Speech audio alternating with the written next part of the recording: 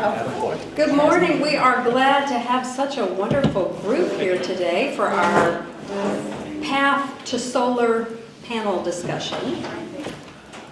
We're going to begin with prayer, and then I will introduce our speakers. The Lord be with you. Let us pray.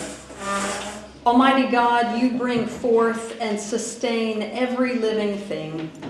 Deepen our gratitude for all you have made and awaken in us a renewed commitment to care for the earth and each other. Give us grace and courage to act urgently and wisely so that our common home may be healed and all people and generations to come may delight in it. Amen. Amen. Well, welcome to our Path to Solar discussion. As you all know, over the past several years, Epiphany has taken a number of steps to reduce our carbon footprint. We've moved away from single-use plastics and are opting for reusable and recyclable alternatives, your coffee cups, for example. We've installed motion-activated light sensors. We've replaced our light bulbs with LEDs. We have planted pollinator-friendly gardens using native plants. We installed nearly 100 trees on the campus a few years ago. We've started composting our food waste. We are beginning to reduce the size and number of bulletins we print each week, and Sabra wanted me to use this as an opportunity to point you to the little sign down here. If you ever want to share a bulletin or just use a QR code so you can access the bulletin on your phone, that's a great way for us to reduce our carbon footprint. And so Bender volunteered to do it. We ran out of bulletins today. We had 159 people in attendance, and we ran out of bulletins, and I had to take them from the choir.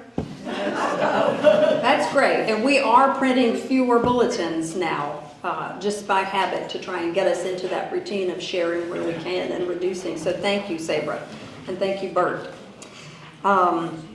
We established a solar task force that met in December and January and earlier this month, which has made a recommendation to the vestry that we proceed with educational efforts and possibly with fundraising towards the goal of bringing solar to Epiphany.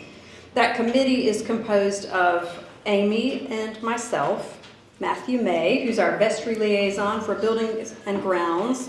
Carol Bartlett is our vestry liaison for the Earth Guild, Beth Floyd, Brian Gross, Paul Henson, Catherine Moore, and Nan Ross. So if you're here and you're on that solar task force, can you just raise your hand so folks can see you and then know that they can come to you if they have questions? So the education piece is what we're really focused on today, and that's what brings us together.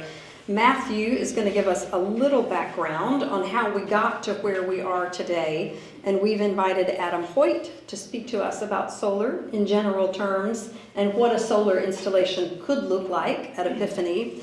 And then Kathy Hancock, our other guest, heads up the green team at Oakhurst Presbyterian, just down the street, and she's going to share a little bit about their recent experience of installing solar at Oakhurst. So we're going to start out with Matthew, and then I'll introduce each of our speakers before they come up. Thank you. I brought some notes because it's been 2 years. So, in the summer of 2023, when I had just joined vestry that year, and two parishioners pinned me down and took me to coffee at Dancing Goats, I believe, and said, "Oh, we think we should do solar at Epiphany." So it was just an overwhelming, thought. Just what does solar look like on this campus with all the choices? So we broke that down to a three-phase approach. The first phase, which we completed in 23, was just understand what the possibilities were. We looked at things like, what if you put a solar canopy over the parking lot or on the meadow, and then obviously the roof. And we determined in that phase to run the power that we needed to the parking lot or to the meadow that made it prohibitively expensive, but that The roof's installation was really a possibility. There's lots of things that we could do there. The second thing we learned was there's several Druid Hills like regulations that we have to take into consideration, and that might change how we phase our solar approach. So anything visible to our neighbors, anything visible to the street, there's regulations around. There's about 4 or 5 key regulations we've been tracking on the vestry. But we got enough information in 2023 to show you a picture of what this could look like in our 2023 annual report in the parish priorities. So that included a picture of what a solar array would look like over the room we're sitting in, which is a flat surface and not visible to any of the street. In the second phase, what we decided to do was really narrow down what an installation on the roof might look like and cost us. So for most of 2024, we spent that with 3 groups that analyzed the different arrays, and we concentrated on the concept of reducing our solar usage by about 15% with the array that would go over this room.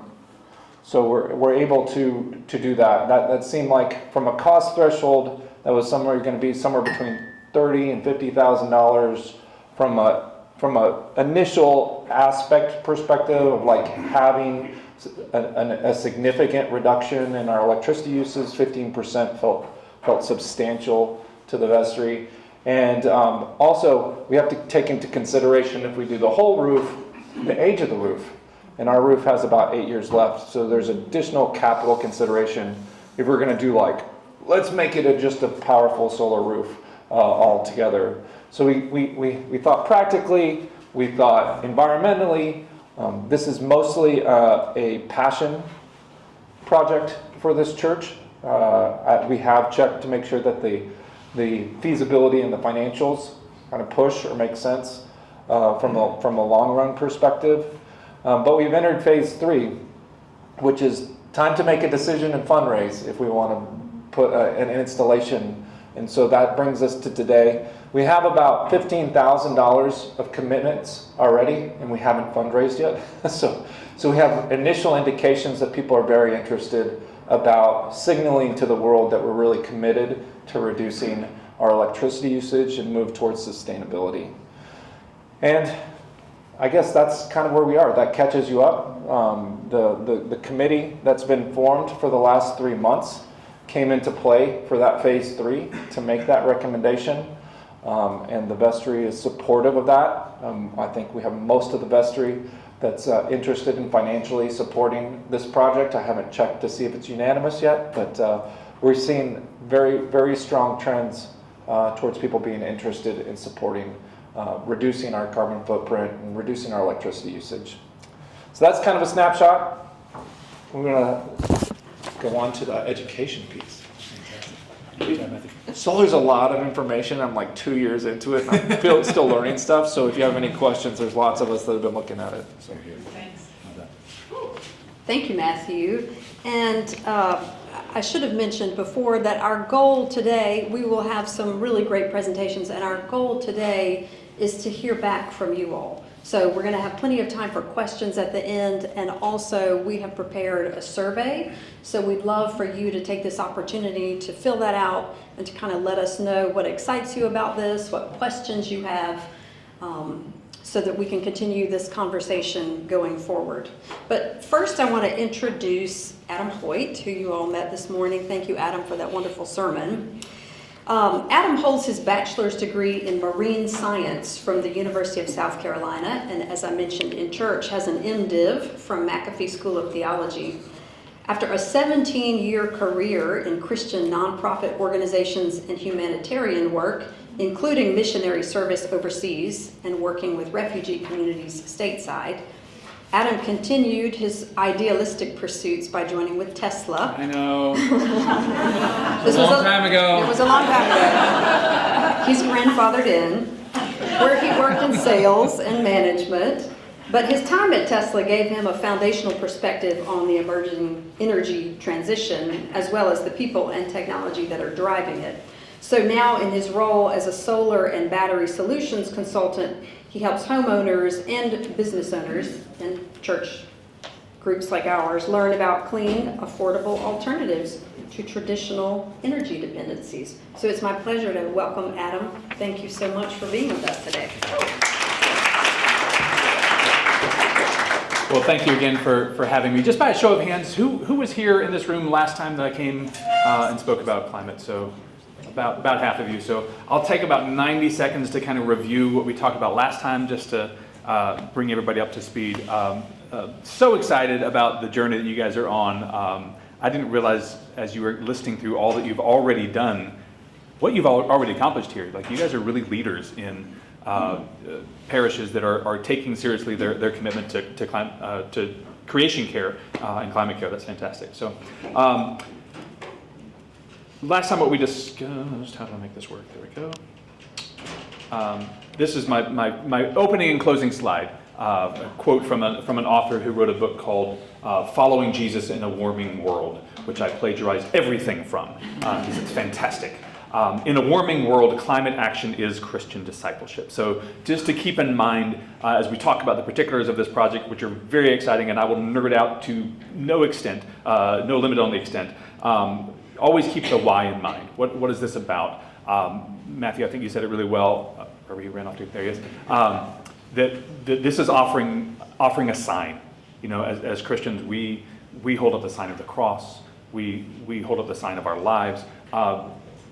For churches to go solar is a prophetic action, right? It is calling to others what is possible. It is saying a new world is possible. It is leaning into a better future, a very Christian thing to do. So keeping that in mind, in a warming world, climate action is Christian discipleship. So I've already gone over 90 seconds. Part of what this is about is, a lot of people say, well, what do solar panels have to do with climate anyway? It's just electricity, right? Most of our electricity historically has come from fossil fuel-based sources. So when we've got lights coming in, depending on what time of day or what house you're in, a lot of the energy is coming still from coal-fired plants. Coal, remember that old stuff? Coal!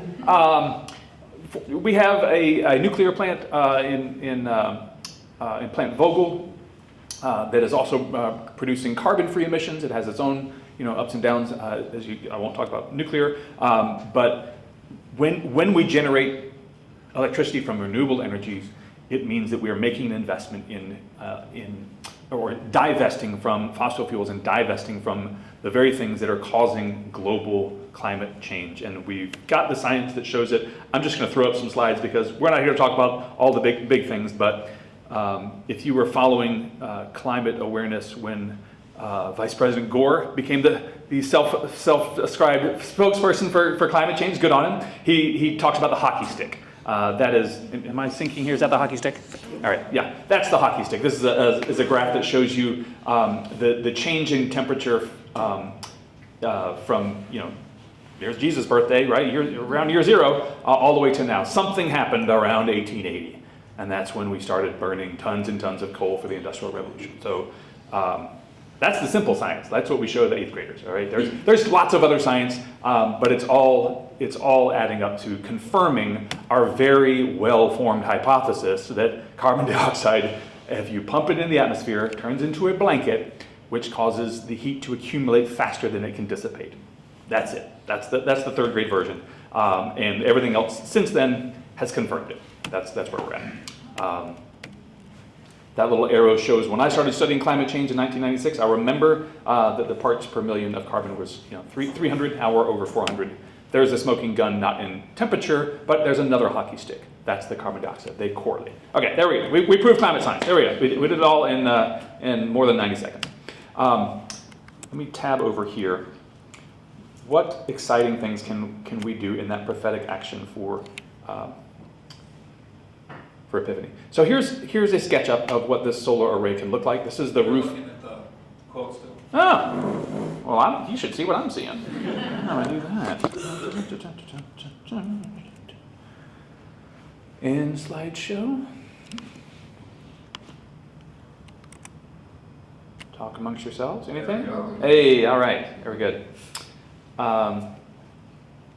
So there's just a quick SketchUp of the solar panels that we can fit on here. As Matthew said, focusing on just this flat area of the panels here, we're able to offset about 15% of the electricity footprint of the church. This church uses about 100,000 kilowatt hours per year, right? Average homeowner uses maybe 13 to 20,000. So this is honestly for a building this size, you guys are already doing really well. Like you've reduced your energy footprint significantly through all of those measures that you've talked about. So I would have expected this to be like 120, 130, 140,000. So the fact that you've already just said, look, the quickest way to save money and save the environment is just to reduce and not be over-consuming all the time. So all the smart things you guys have already done, that is always the first step. Solar should be one of the last steps where you go, okay, once we've brought it down to as much as we can, how can we now look at the sourcing? And so that's where you're at. This is a quick picture of the solar array. There are other spots, I think, as Matthew talked about, like we could certainly put other solar panels on other places, but this is nice and high. It's up not quite above the tree line, but most of the year it's very unshaded. The roof has enough life left into it. It makes a lot of sense. This is kind of what your energy profile looks like currently. There was a bit of an anomaly in the data there for May, but that's kind of your energy curve, right? The heat source here is gas. Is that right? Yeah, I would think so. This is a pretty traditional gas heated building. So you've got a big spike in the summer months, and then it trails off as you switch to your primary climate control usage switches from electricity to gas. But during those summer months, that's when we can offset the most. 15% is not 80%, right? We can't fill up the whole roof with panels. I think you said the Druid Hills Historic Association would have something to say about that. But you can make quite a dent with about 15,000 kilowatt hours a year of solar being offset. So that's quite an impact. I'm gonna pause about there because I'm really excited to hear Kathy, who has worked with a colleague of mine at Alternative Energy Southeast over the past, I guess it was probably a 2-year journey, or no, much more actually. So I'll leave her to describe that because it's an exciting journey that I think will be very prescient for what you guys are going through as well. So, Kathy, come on. Or do you have words? That's right.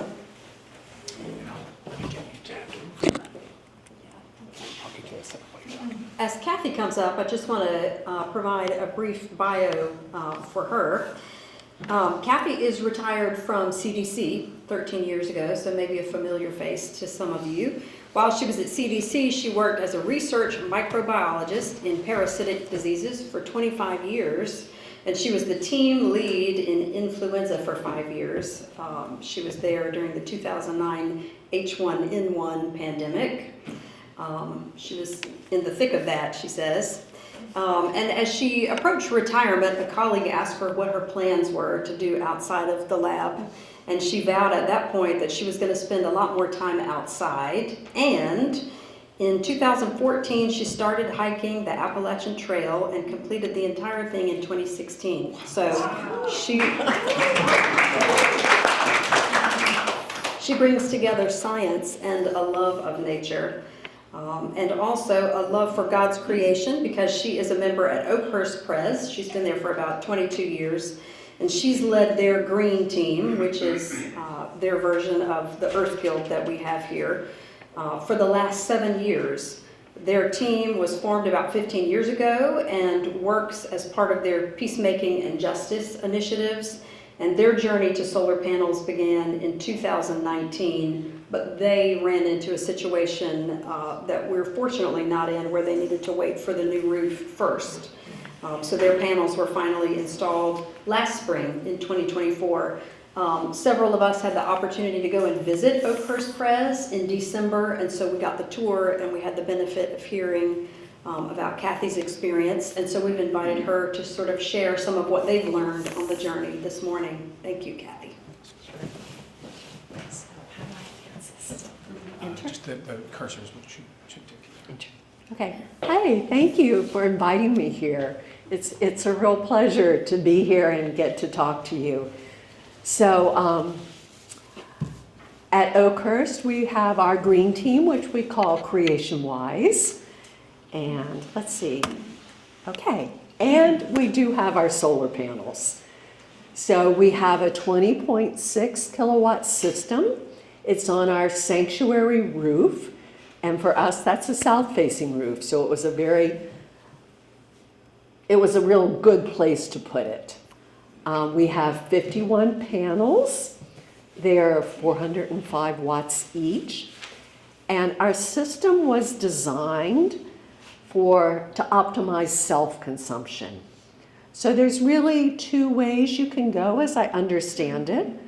You can design to optimize self-consumption, which means you wouldn't be sending a lot back to the grid. Georgia Power doesn't pay you very much for what you send to them. Or you can put on as much solar as possible for your location and come a whole lot closer to supplying the vast majority of your energy needs with solar. That, of course, is a more expensive option. So we have gone with the optimized self-consumption, and in these past 5-6 months, we've found that we are actually, as predicted, generating 40% of our electricity needs.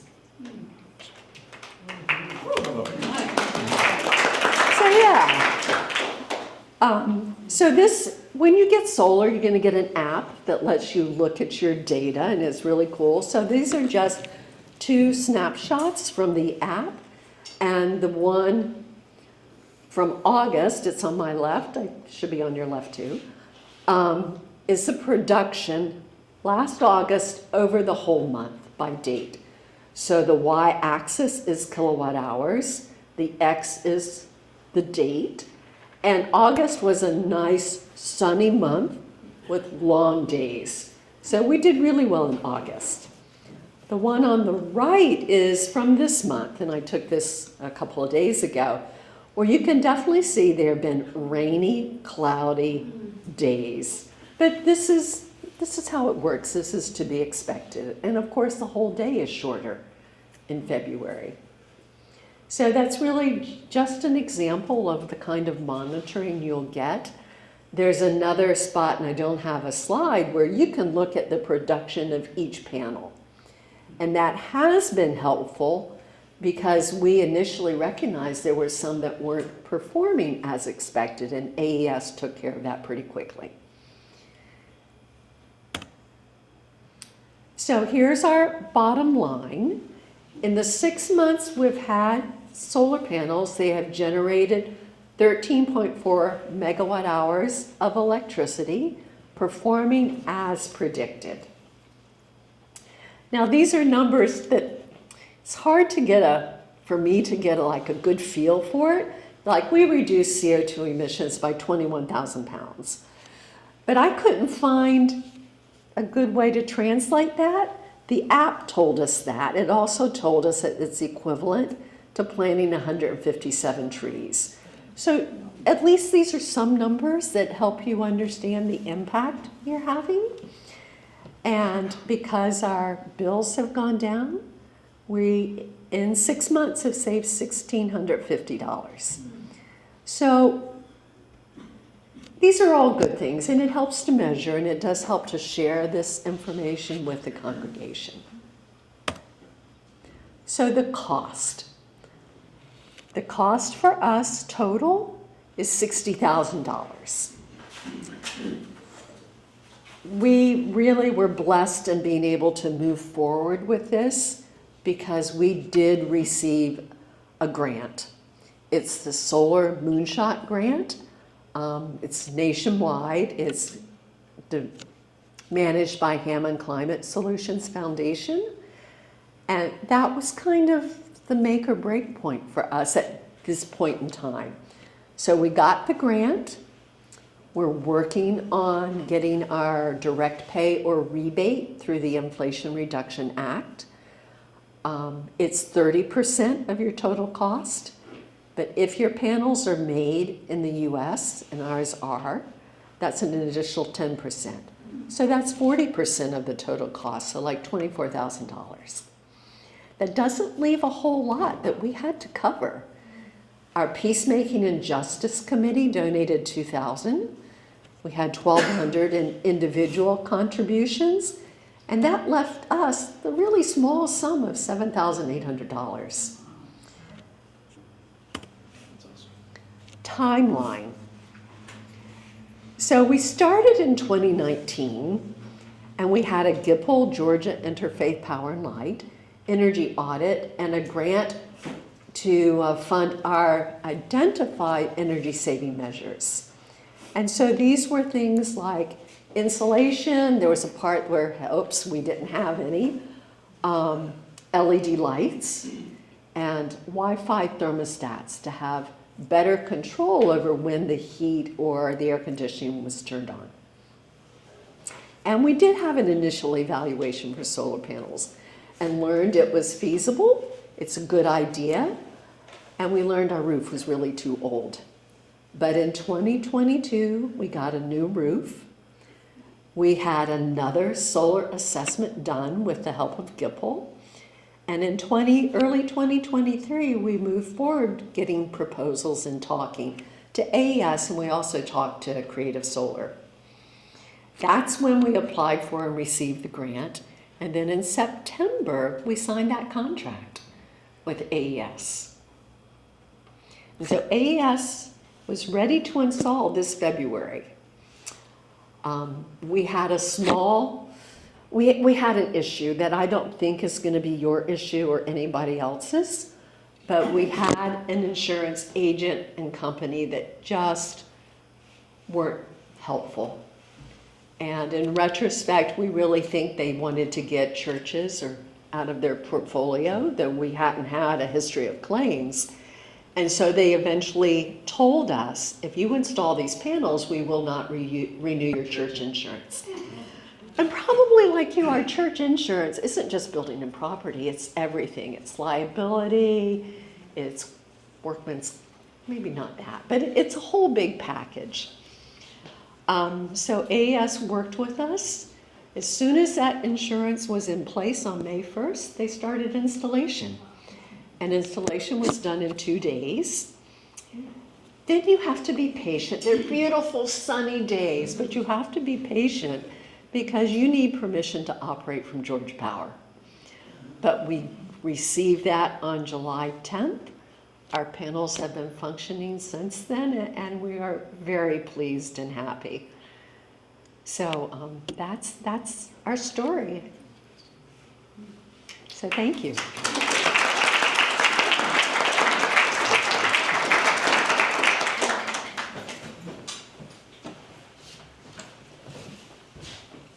Thank you all, Matthew and Adam and Kathy, for that helpful information to kind of frame our conversation today. We've got time for some questions, and while we've got the experts here, I recommend that you ask them questions about solar in general, about what that could look like at Epiphany. Any of your technical questions, these are the folks that we want to direct those to. I'm also going to be sending around a survey that we've put together, and I hope you'll use this time to complete that, because the Solar Task Force here is doing what we can to compile information about what this could look like specific to Epiphany. And so we'll be able to respond more thoughtfully to questions that you have when we know what those questions are. So really, that's going to help us to continue the conversation if you will please fill out the survey. And let us hear from you. We want to know what's on your mind. But at this point, I want to open it up for questions.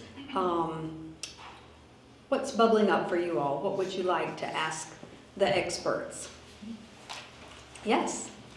How much square footage does Oakhurst have compared to what we're considering putting up on our building? Well, we're talking about 2/3 of the installation is done about, I think, somewhere in that area. And could you put the slide up again of where the picture, overhead picture, Yeah, oh, I'm sure. sorry, of what it would look like on our church? 'Cause I couldn't Yep. remember. So the Oakhurst system is 20 kilowatts. The one we have proposed for Epiphany, I believe, is 9. Is that where we ended up? So it's 10. Yeah, so it's about half. Is it there? No, it is. Okay, okay. Yeah. Try to zoom in here. It's facing straight. Flat. So the roof above us is Flat, I got you.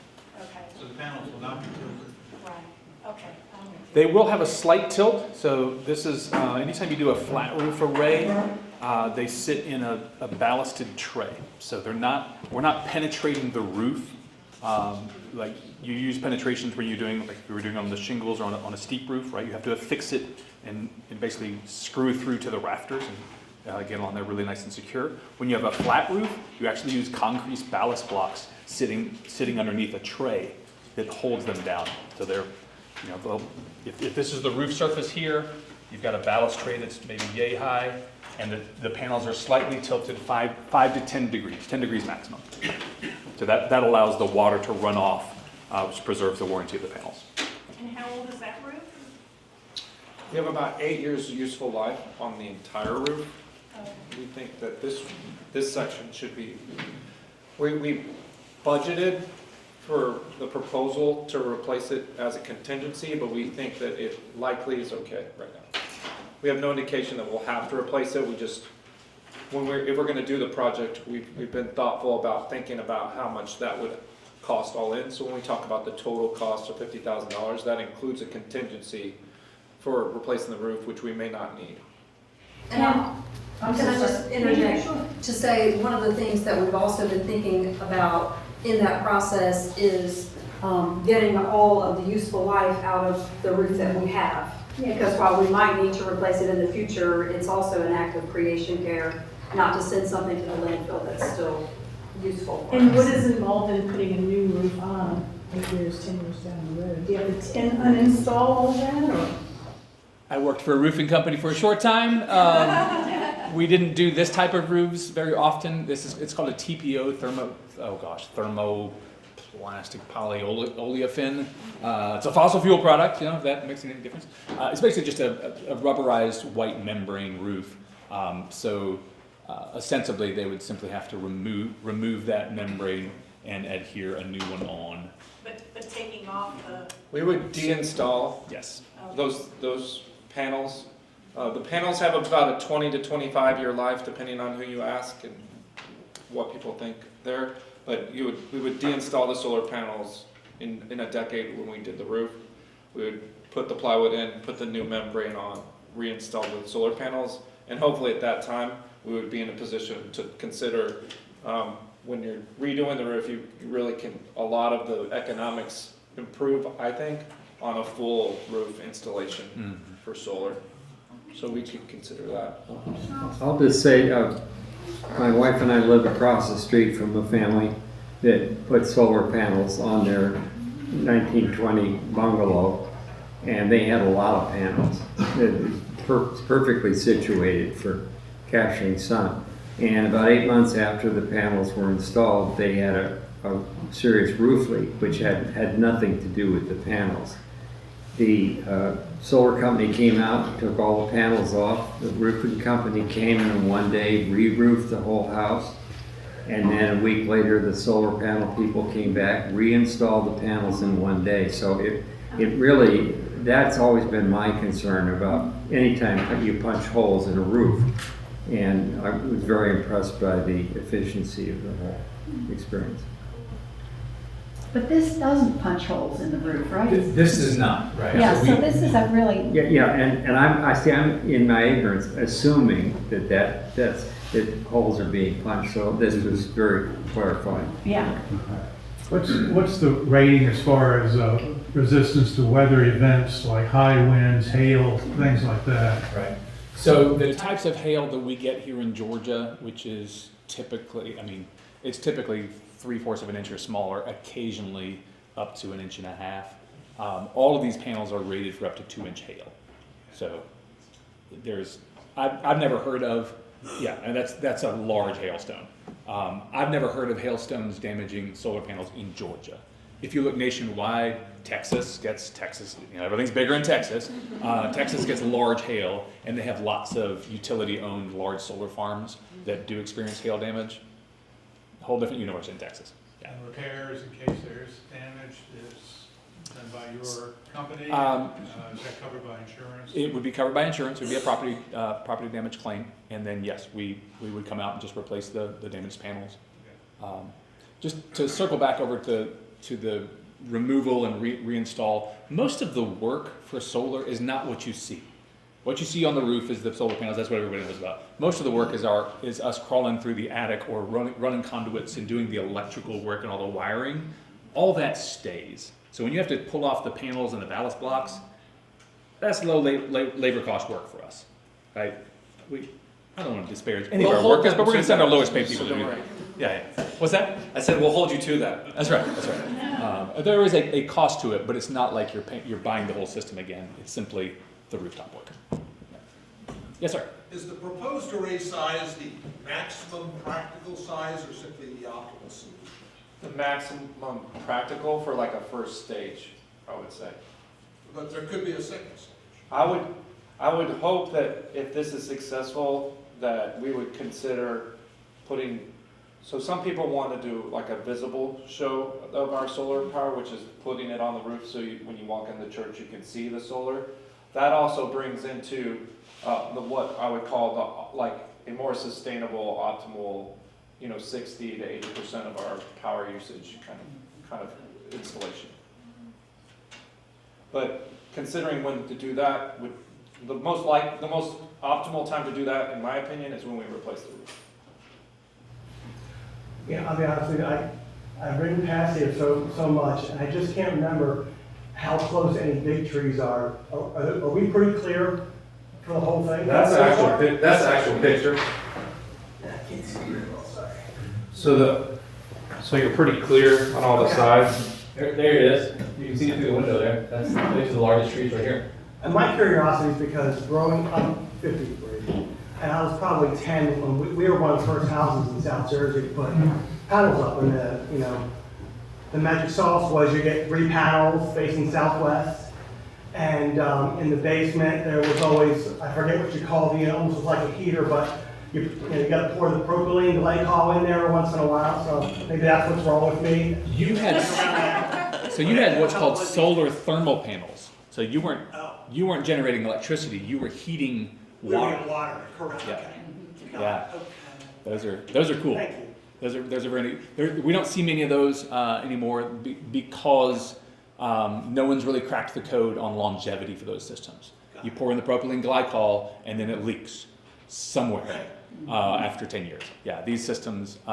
Just to clarify, the solar panels have a 25-year warranty. Their useful life can extend into 30, 40, even 50 years on the panel size. Inverters will have to be replaced before that. But there's, depending on who you ask. If you ask me, I'll say longer. Yeah. I was going to ask, what is the possibility of us just starting out with this flat space here? That's the proposal. Okay. The proposal is the current proposal that the committee's recommended to the vestry is to start here initially, and then get the data, see the data, and that will give us a lot of information for 8 to 10 years from now when we replace the roof, to really consider what we wanted to do to maximize our solar footprint.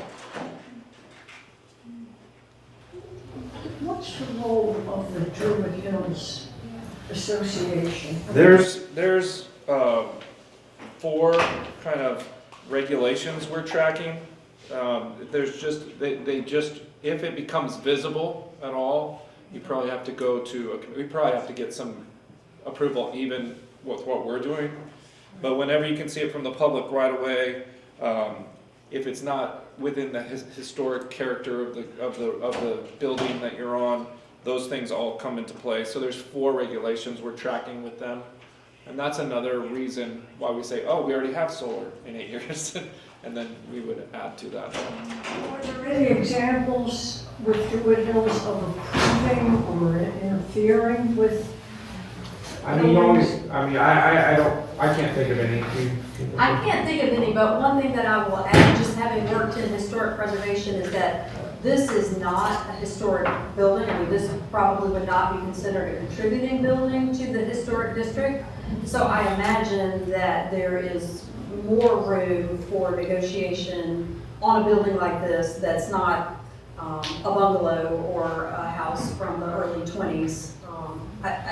I imagine there would be more possibility for conversation since this is not contributing to the local historic district. The guidelines that they give on their website, because I was looking at another project in this district, and their guidelines are essentially if it can't be seen from the street, then it's likely to get approval. And these will not be visible. There's a small parapet that's, I think it's maybe 12 inches, so it is around this street. So kind of turn this little structure upside down. You've got like a little wall around the top that'll hide most of the structure, and it's so high you cannot see it at all from any of the side streets. Is that photo taken at, what time of year was that photo taken? Not winter, so definitely that's full canopy. That's full foliage? Yeah. Okay, good. Not fall. Mm-hmm. What will that wall be built from? Will it? Oh no, it's existing. That's it's existing. right. It's just the way that the roof is built. Okay. Bruce? Was that a drone photograph? No, that's from one of our. We have several different aerial photography databases, so that would have been from a plane. Is there any storage in this proposal? Energy storage? No. So what he's talking about, when you start turning, this doesn't, so the 15% never runs the meter backwards. So when she was talking about, like, when you optimize, you want to send stuff back to the grid. So at 15%, we never send stuff back to the grid. If we were to consider the full roof display, there were times where our energy production would exceed what we were using at the time, right? So in that case, you have two choices. You sell it back to the grid, or you put power walls in for storage. And that would also be for backup if the power goes out, just big batteries. So that would be what we considered if we did the full roof installation, we would start getting into those discussions. What would that cost? What? What would it cost to do a full roof installation?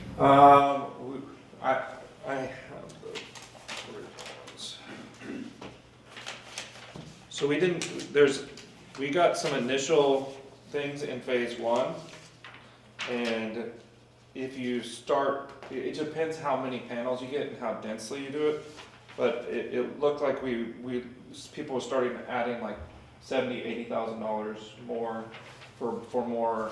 Primarily, the installation was on this roof, but some of the proposals had it on everything facing the courtyard at one point.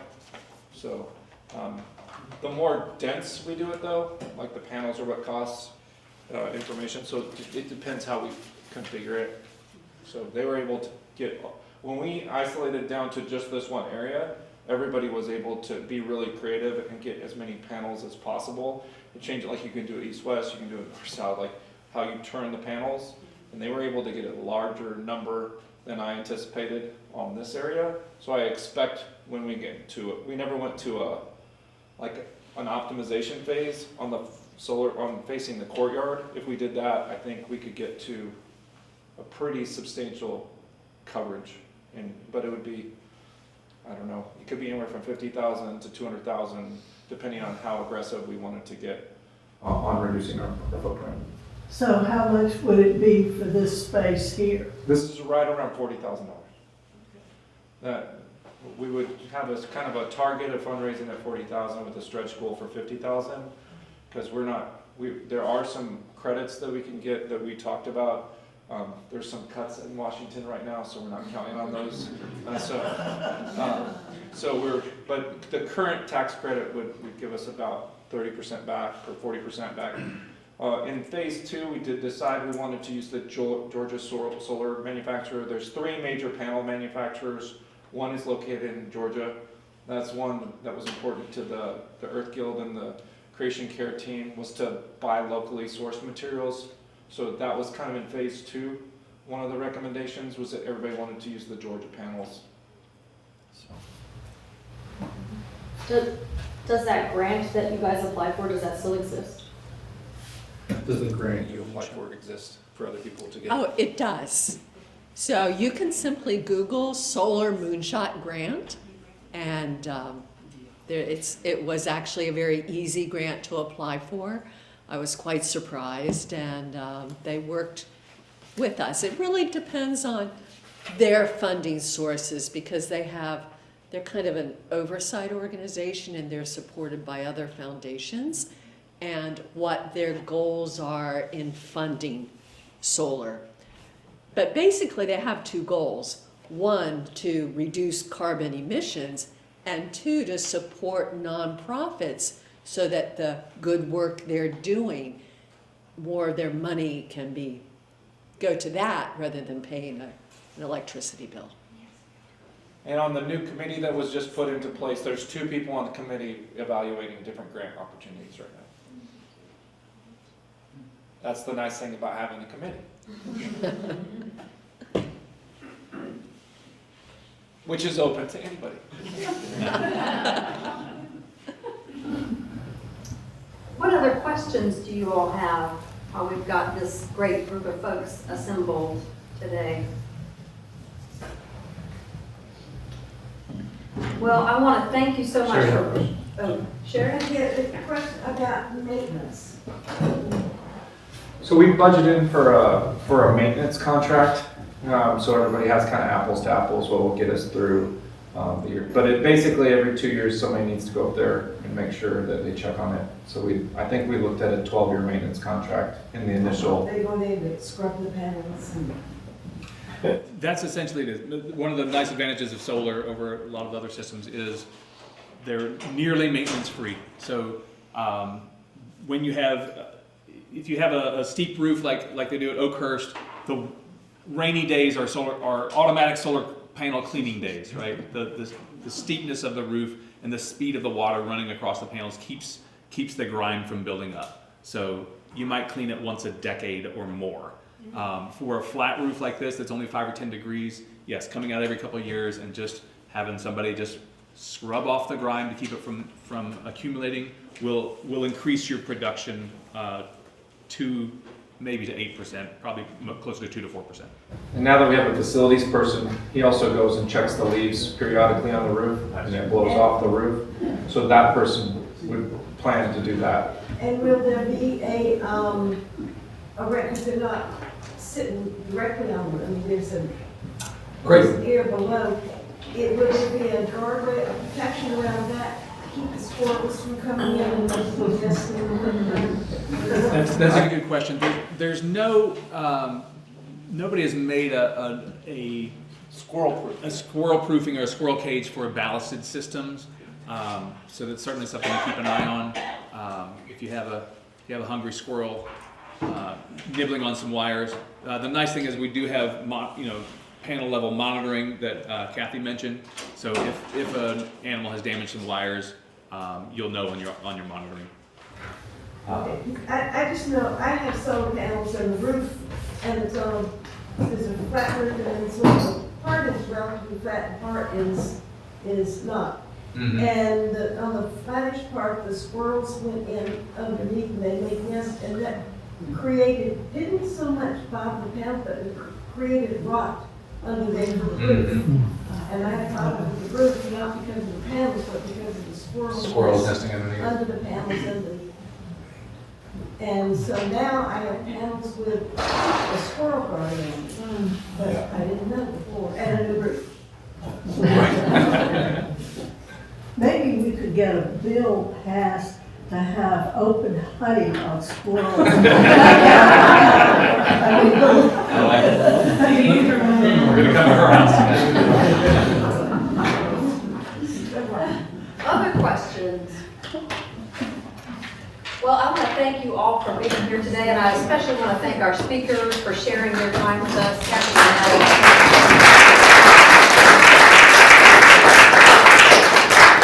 We're looking forward to continuing the conversation, and we hope you'll please fill out these questionnaires and return them to us so that we'll be able to respond to any questions that you have. Thank you so much for being here.